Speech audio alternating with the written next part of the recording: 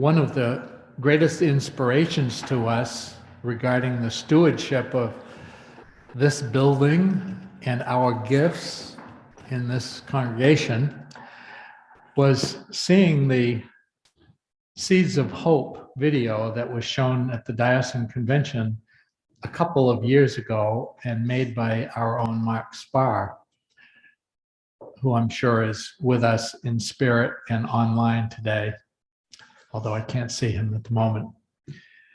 I proceeded to contact all of the leaders of Jubilee centers in Maine, the three, and plus the ministry center in Augusta,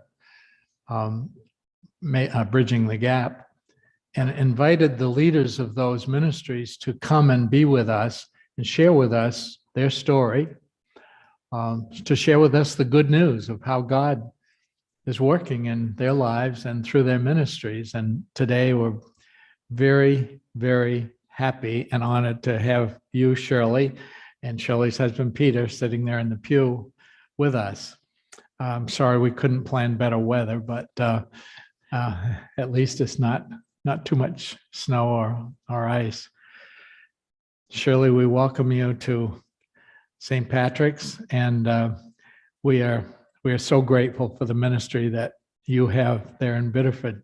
And some of you know, some of you might not know, Christ Church Biddeford was my first church out of seminary in 1983. I went there as a deacon with Amy and the two girls and was there for about 3.5 years, had a wonderful, wonderful ministry there. So I have fond memories of the place and the building, and I'm thrilled now that the transformation has taken place into a vibrant center. Of course, it was vibrant when I was there, but it's a different vibrancy right now, and a really wonderful one. But Shirley, welcome. Thank you. We're glad you could come and be with us. Thank you. So I want to tell you a love story. A congregation that when I was called in 2007 was quite small, and it felt as if we were just kind of circling, not clear about purpose. So we ended up, there were a number of organizations that used the building for a variety of different services in the community. So we asked them to all come together and say, what can we in this collective effort, what can we be doing to better serve? I don't know how many of you know Biddeford, but you know, it was a mill town. And when the mills closed, it was very depressed and has been that way for decades. When I moved to Maine in '86, I moved there to work at the University of New England in Biddeford. I was first told, never go in town after dark. And Biddeford was the armpit of the state. So it had this reputation, it had this feeling about itself. So we came together and said, we know there are people suffering. How do we better serve that? And the Bishop Chilton had talked to us about being a Jubilee Center, but at that time we couldn't figure out how that fit for us. But after a year of meetings, we decided that we could craft, based on the guidelines of Jubilee Centers, we could create our own identity. So in our conversations, we decided to apply to be a Jubilee Center. The process was very different back then. You actually applied to the national church. There was a very formal application process. The national church sent someone to meet with us and make sure that we were able to meet the criteria of a Jubilee Center. And then actually at convention in 2008, we actually got the official designation that we would be a Jubilee Center. So in our early years, actually 2008, if you remember, is also when the financial crash happened. So people were struggling even more than what we had seen previously. So we opened September 1st, 2008, and we started literally 2 mornings a week and 2 afternoons, Tuesday, Thursday, 2 hours in the morning, 2 in the afternoon, and literally all we served was coffee and peanut butter and jelly sandwiches. Christ Church was a poor church, and we didn't have a lot, and we didn't know what the need was, but we knew the need was there. And it took time for people to come to trust us and understand that walking through our doors didn't mean we were going to try to convert them. All it meant is that we were going to love them. So that took time, but we just kept on. And as we started hearing more need, then we've kind of used this formula: is what's the need in the community? Is it being met somewhere else that people just don't know about? Because we believe in practicing good stewardship. We don't want to duplicate services. Is the need consistent with our mission? And then do we have the capacity, either staff and volunteers or financial, in order to meet the need? And then if we do, then we move forward. So we gradually grew, and unfortunately, the congregation kept getting smaller. It was a predominantly aging congregation. So by 2011, it became really clear that we were not going to be able to sustain ourselves. We couldn't meet the criteria of what it meant to be a parish. We had a hard time fielding a vestry. So the vestry had a conversation, which I have to say I was incredibly proud of them, because I was half-time at that time. They could have reduced me to quarter time, and we could have limped along for a few more years. But they were really clear that because we were struggling with our membership and we did have an endowment, they said, we don't think that just limping along for a few more years is consistent with our ministry into the community. So they made the decision that we would go through the process of stopping being a worshiping congregation and ask the diocese permission that any of those funds stay focused on Seeds of Hope. So in 2011, we created Seeds of Hope as a 501c3 nonprofit. And in Christmas Eve of 2012, Christ Church stopped being a worshiping congregation. We didn't close the church until just a couple years ago, and that was just because of the church political structure around building ownership. But the diocese said, you can stay in the building, we support what you're doing if you will just cover the expenses, which is what we did.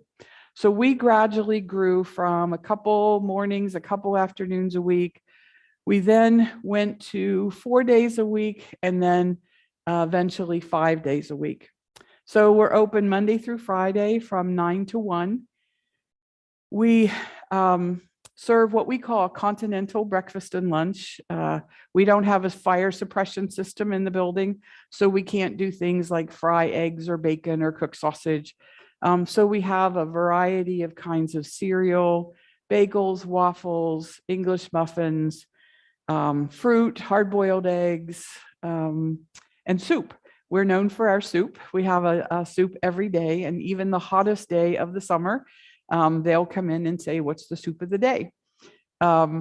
We run a support center, which has, my staff member does a variety of services. She helps those looking for jobs. She helps folks who are needing to apply for like Maine care, SNAP benefits, unemployment, any of those government services that are really hard to negotiate online. And then we partner with the city of Biddeford. They have a community outreach liaison and a substance use liaison. We partner with them to try to meet other needs that we can't or shouldn't meet, which are things like getting folks into case management, into recovery programs, and those kinds of things. We also have a very large upstairs in this former sanctuary. We have a very large clothing section, which our volunteer has set up literally like a department store with clothing racks and sizes, and we turn those over seasonally. So we're going to wind down our winter clothes and start accepting donations for spring and summer clothes. We do a lot of programming, things that we don't offer, but we offer there because that's the place that people feel safe. We have Nassau Healthcare comes in and they do flu shot clinics and they come in monthly and do hepatitis A and B vaccines.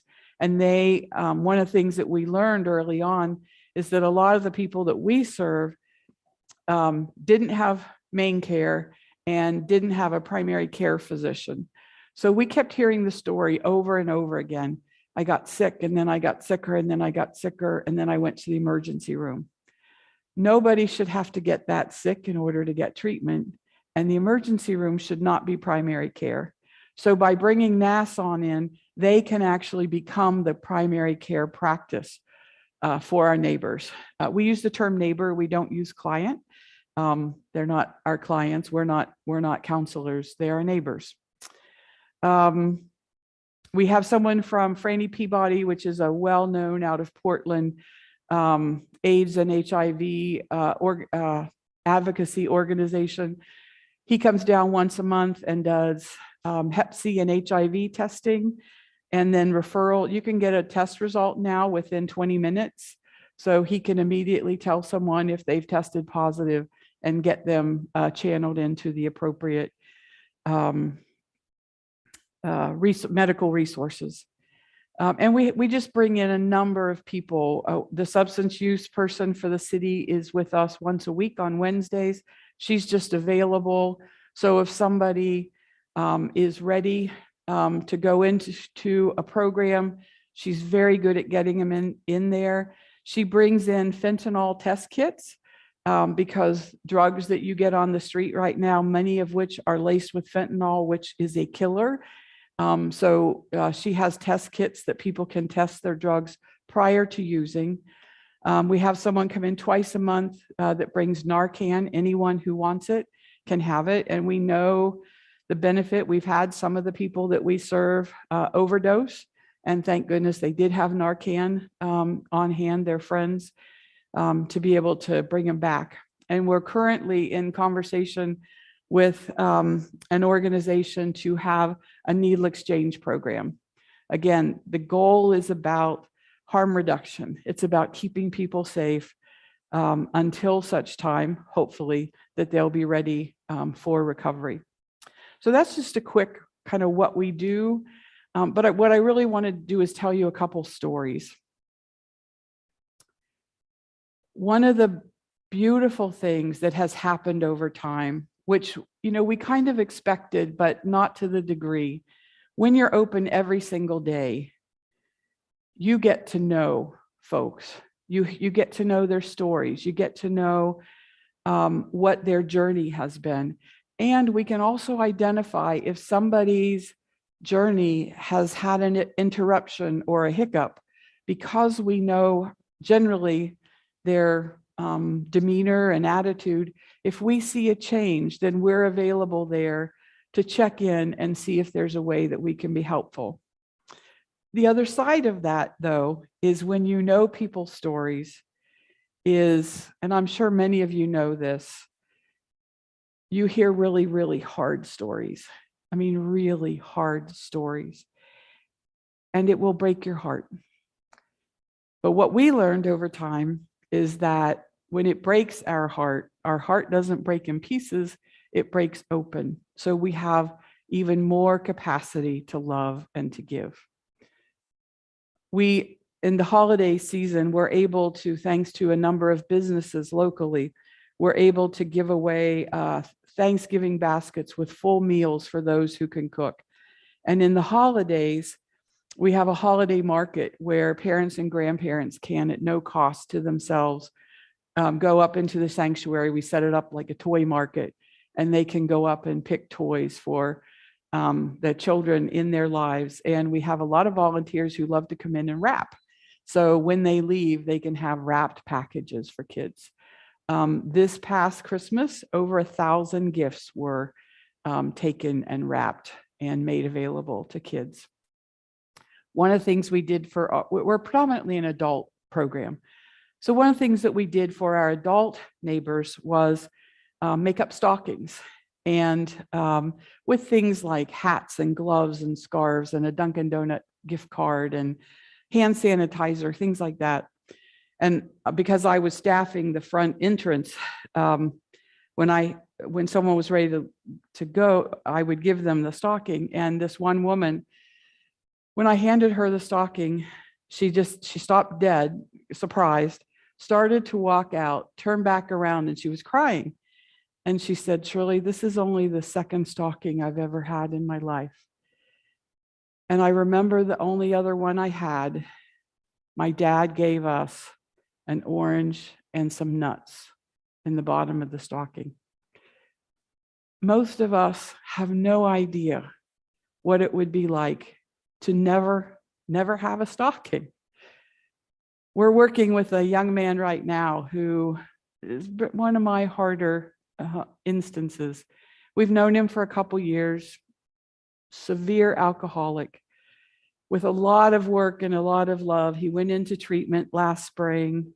He was sober 7 months, came back to Biddeford, which in his case was a big mistake, started running around with the same people, and then he started drinking again. This time it got really, really bad. And let's see, what night? The last night I was there working, I think it was Tuesday night, he came in crazy intoxicated, couldn't stand up, and he couldn't breathe because he was so overwhelmed with him essentially hitting bottom. So he was at our front entrance. I brought him in, and first he said, "Can you help me?" And I said, "Yes." So I made a call to the substance use person who wasn't available, and then I called an ambulance. And in that time, when I went back in, he looked at me and said, "You know, I want to kill myself." So we made a different call, because that's not an ambulance, that's the police, only to keep him safe and everyone else safe.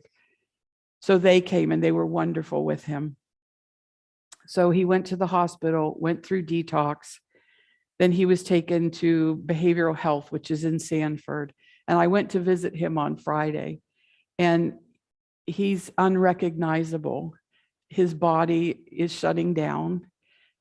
His liver, a lot of his blood work is really bad. He so desperately wants to have a different life. And yet the demon of alcoholism has a firm hold on him. We see stories like that every single day. So I want to prepare you that however you craft your outreach into the community, I thought I had seen a lot. I worked on a college campus. Those students came in with crises. I had students make suicide attempts. I thought I had seen a lot, but I was not prepared for what we see now. I wouldn't change it. I've been a college chaplain. I've been a parish priest, and I wouldn't do anything else other than what I'm doing now. Because for me, and it's not true for everyone, but for me, this is the truest living out of the gospel. This is the truest part of the baptismal covenant. To seek and serve Christ in all people, especially in some of the really ugly behavior we see. If you saw the video, you saw the conversations we had about the murder that happened just down the street from us. I saw some ugliness that I never thought I would see in deep, mean vindictiveness that the murderer had toward the kids who were friends of those boys. But we also see on a regular basis the most amazing compassion. And, you know, the story about the widow's mite, those who have nothing give to each other just because they know what it's like, and they know that they've been the receiver of some kind of compassion, and they need to do it also. A couple years ago, when we first started, I forgot to mention, we run an overnight warming center. So it's funded by the city. So when it's 20 degrees or below, we are open overnight to get people off the street. I could talk a lot about that, but I won't. But in doing that, we have the opportunity to really connect in a different way. There's a vulnerability that happens. It's one thing to come in and have breakfast and lunch. It's another thing to be with people. Because of this past winter was so awful, we were doing multiple days of being open 24 hours a day. It creates the kind of relationship of support and compassion and care that many of us don't have the opportunity. So in whatever way you all decide to do your outreach in the community, I want to say, go for it, because it's the best work you could ever do. Be prepared. Make sure that you have a good support system for each other, because it will be hard. And stay focused. When we became a 501c3, we still based it on the baptismal covenant, especially the last two: seeking and serving Christ in all people, and respecting the dignity of all people and working for justice. So even though we are a secular organization, that is our grounding. Make sure you know what your grounding is when you do this work, because there are times when that's the only thing you can go back to. When the murderer, when I've heard some of the really awful things he did, I will say that baptismal covenant choked me. But I was lucky, one of my volunteers was also an Episcopalian. And I said, I'm having a hard time seeing Christ in this man. And she said, Shirley, but just remember, our part is to say, I will with God's help. You don't always have to do it, which is true. So get yourself grounded. Be really clear about the love that you have, which I hear from Rick is very evident in this place. And reach out and touch God's children. Amen.